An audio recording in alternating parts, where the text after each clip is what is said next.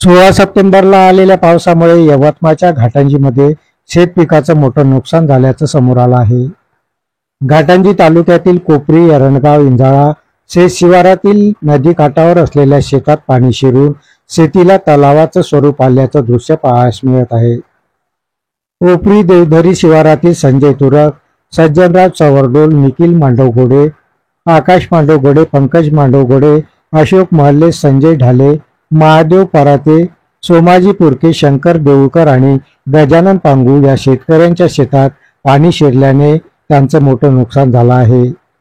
शेतकऱ्यांच्या पिकाचं मोठं नुकसान होत असताना शासकीय पातळीवरून अद्यापपर्यंत नुकसानीचे पंचनामे होत नसल्याने शेतकऱ्यांमध्ये संताप व्यक्त होत आहे। शेती पिकाची पाहणी करण्यासाठी कुठलीही शासकीय यंत्रणा घटनास्थळावर पोहोचली नसल्याने शेतकऱ्यांमधून नाराजी सुद्धा व्यक्त होत आहे।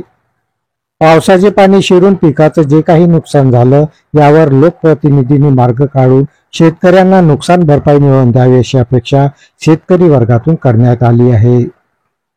आता आपल्यासोबत शेतकरी संजय तुरक हे फोन लाईव्ह वरून जोडल्या गेले आहे। अद्यापपर्यंत एकही शासकीय यंत्रणा आलेली नाही। आम्ही त्यांच्याशी संपर्क केला असता तर आम्हाला अद्याप चौकशी करण्याचे आदेश प्राप्त नाही असं त्यांचं उत्तर आहे। शासनाकडून काही नाही, त्यांनी झालेल्या शेतकऱ्यांच्या नुकसानाची भरपाई तर ते करू शकत नाही, परंतु शहानिशा करून निदान शेतकऱ्यांना सानुग्रह अनुदान तरी त्यांना द्यावं आणि कर्जमाफी करावी ही अपेक्षा आहे।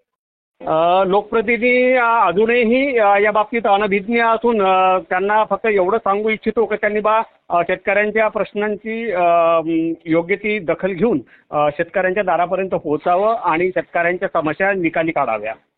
धन्यवाद संजयजी तुरक, आपण आपली प्रतिक्रिया व्यक्त केल्याबद्दल।